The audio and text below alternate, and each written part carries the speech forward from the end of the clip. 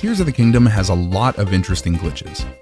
We have things like item and weapon duplication, clipping through walls and floors, and a wide variety of movement glitches, just to name a few. But there are also a lot of glitches that don't get anywhere near as much attention, and I want to fix that. So today, I'll be showing you 10 of those glitches you probably didn't know existed in Tears of the Kingdom.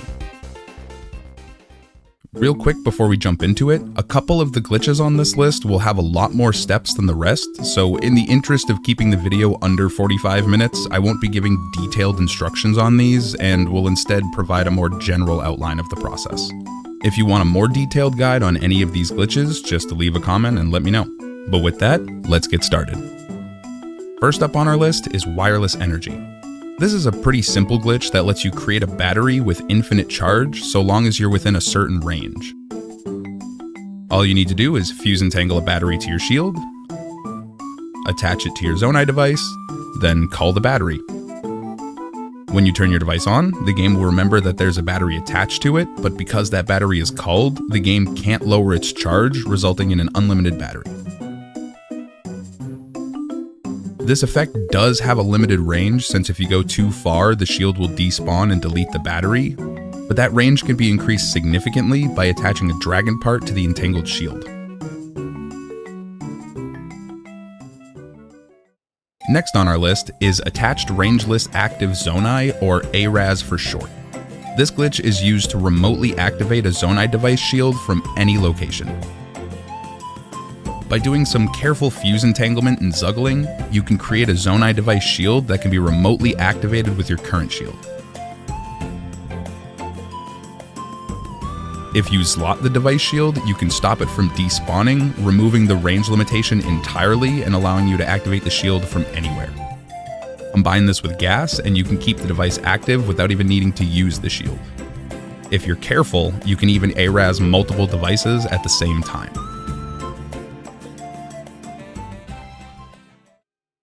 Our third glitch is actually a close relative to ARAZ, letting us do essentially the same thing, but with a much easier process. It's also the last glitch on our list that doesn't work in 1.2.1. Detached Rangeless Active Zonai, or DRAZ for short, uses Mineru to suspend a Zonai device that you can activate remotely from anywhere. Simply fuse and tangle the desired device to your shield, fuse that device to Mineru, then fuse a different device over it, and you're all done. Like with ARAZ, if you gas the entangled shield, you can keep the device active without needing to hold ZL, or do some careful zuggling to DRAZ multiple devices at once. You can even combine the two to have multiple devices that all stay active.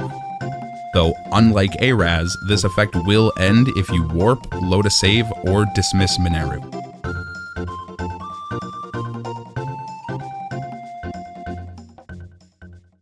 And with that, we're done with the early version glitches. Every glitch from this point on will work on the current version of the game.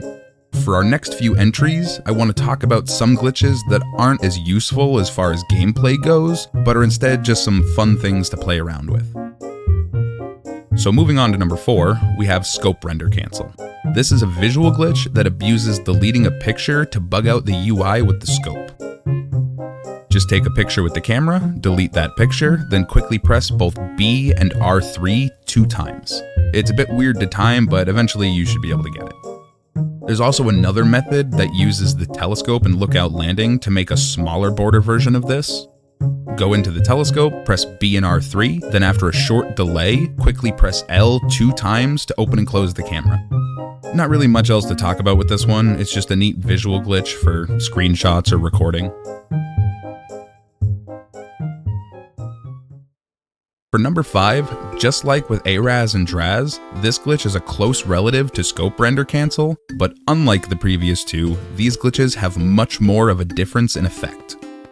Camera Custom Firmware, or more commonly known as Camera CFW, also abuses deleting a photo to mess with the UI, but unlike Scope Render Cancel, this glitch uses both the scope and camera to sort of combine the two. Like before, take a picture and delete it, but this time, as the picture is disappearing, press R3 and L at about the same time. This bugs out both the scope and camera, letting you open the scope's UI while the camera is still active. Depending on when you press R3 and L, you can get one of 4 different effects.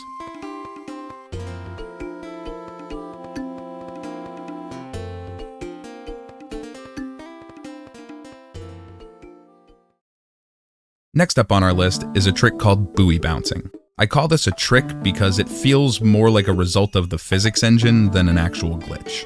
With careful timing, you can use a shield to, for lack of a better term, bounce off the water and get a fairly modest launch.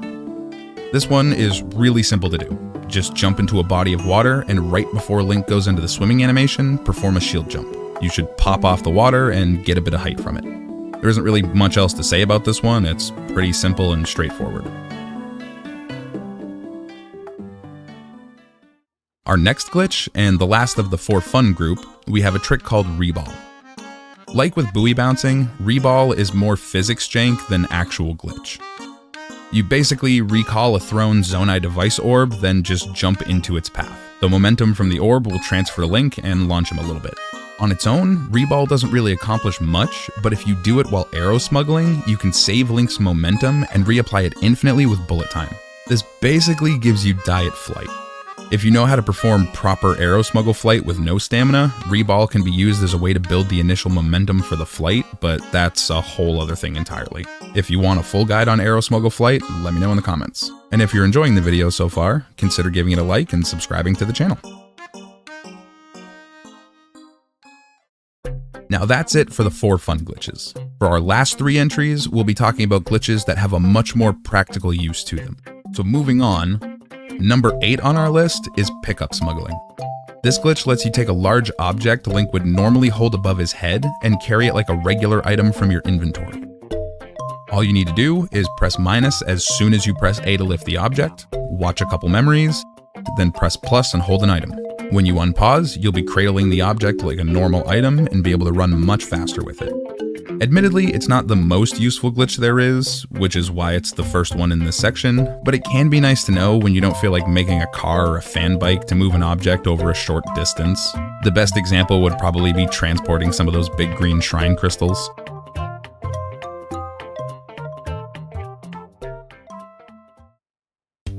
Number 9 is, in my opinion, one of the more interesting glitches in the game, and is one of the main reasons I wanted to make this video, since it's a little too niche to warrant one of its own.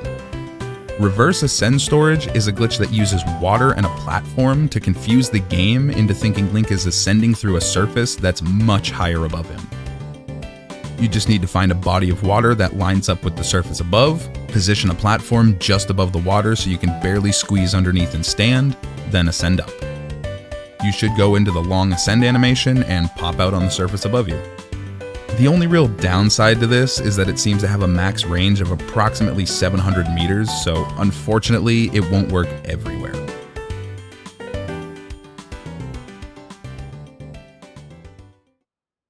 For our final entry, we have what's easily the most useful glitch of the list, and another one of the reasons I wanted to make this video. Bow Attachment Desync, or Bad Arrows for short, lets you stack damage on a multi-shot bow by fusing multiple items to it at the same time. With your back to a wall and a multi-shot bow drawn, fuse an item, drop the bow, swap to a lower shot count bow without updating the game, then fuse a new item.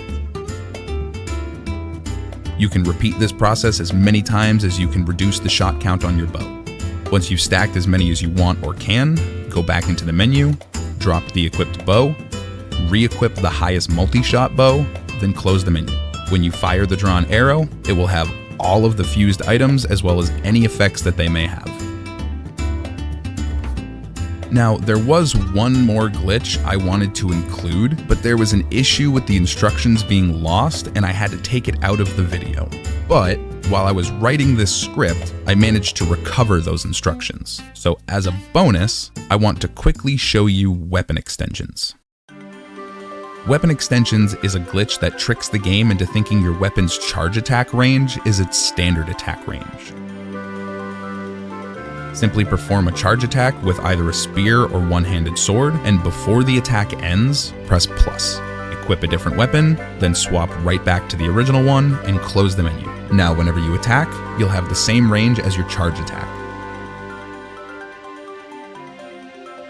This effect will persist until you either perform another charge attack or remove the weapon from Link's hand in any way.